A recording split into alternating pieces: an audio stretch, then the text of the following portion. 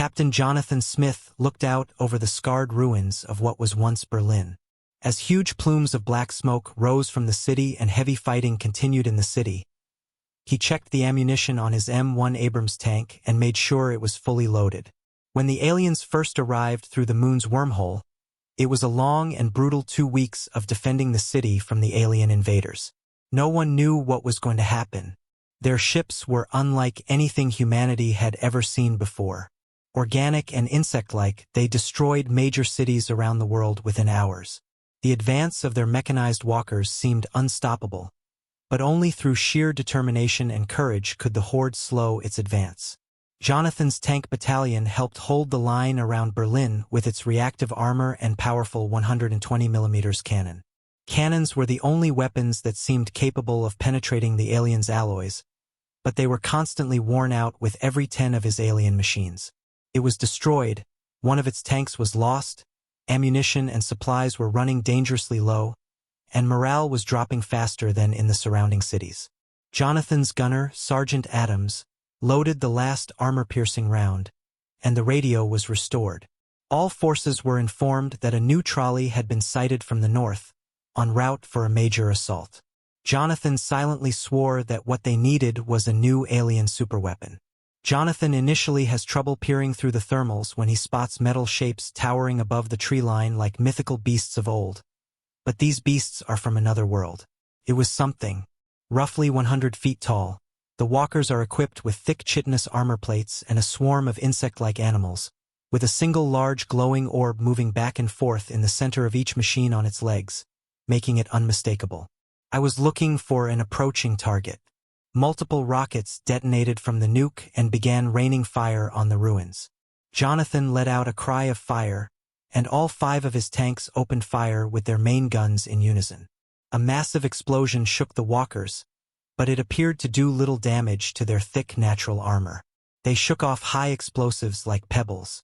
At that moment, Jonathan realized that without anti-tank weapons that could penetrate this foreign metal, most of his viewers wouldn't still be subscribers. If this is you, please help support the channel by hitting subscribe, as Walker came within 500 meters of him. Their multi-layered eyes began to glow, and eerie red multi-target lasers fired and began to play across the tank formation.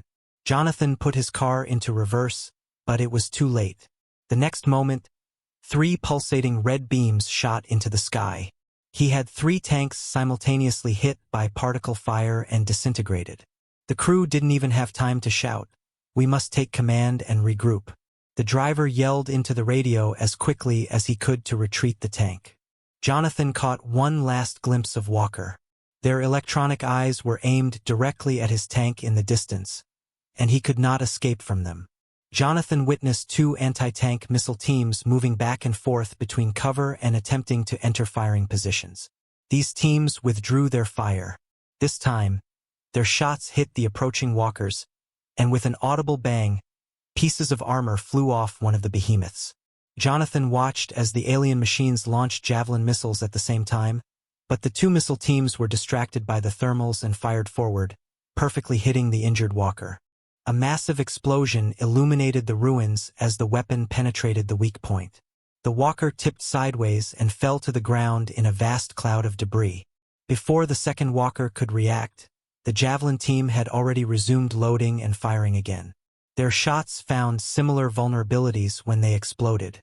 The third walker finally aimed his weapon at the unsuspecting infantryman, but a large caliber sabot round from Jonathan's 120mm gun hit him, instantly robbing his bright aiming eye of sight and coordination, and within seconds he was dead. It became impossible to control the counterattack. All 3 heavy walkers lie in a heap of smoke, exhausted by cheers from the surviving tank crews as they face a familiar threat and triumph through deft teamwork and determination. He could hear it on the radio, but Jonathan knew that the real battle for Berlin was just that, the beginning. As long as the aliens' wormhole portal remains open, there will be no end to the flow of reinforcements bringing hope. It seemed foolish at the time, but for now, he will protect his men and civilians. I helped. Jonathan retreated into the ruins and pulled his tank back toward the temporary command center. More than the relief of surviving the walker encounter, The uncertainty of what would happen next decimated human resources. When Jonathan arrived, he wondered how long he could keep this up. When he arrived, he found the generals in a heated argument with the scientists over a proposed new strategy. We analyzed the downwalker debris, and Dr. Schmidt explains that their armor is based on organic materials with metal nanofilaments. If these filaments could be destroyed with a directed energy pulse, that defense could be compromised. The generals were cautious. And how can we create such an impulse? Here, our equipment is nearing the end of its lifespan. We believe that, as Dr. Singh said, the necessary energy source could be hidden within the spacecraft itself. If we could penetrate their ships, orbit them, and gain access to their core systems, we could potentially turn them against us. Silence fell over the group as Jonathan stepped forward and realized what was planned. I will lead the team that my tanks have helped protect on the front lines.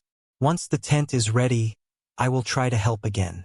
Jonathan's attack force was flown under cover of darkness to a secluded ravine on the outskirts of the city, where they hid among dense trees and a rusted red alien dropship sat undetected. The first challenge will be in the light of a thin crescent moon. Jonathan's squad explored the ship's interior, hidden vents and maintenance hatches, peppered the armored hull with plasma cutters, cut a small portal, and sneaked away. The ship's cavernous hallways were heavy and damp, with infrared scopes illuminating the pulsating glow of the engineering decks above as we rose. Alarms began to sound around me.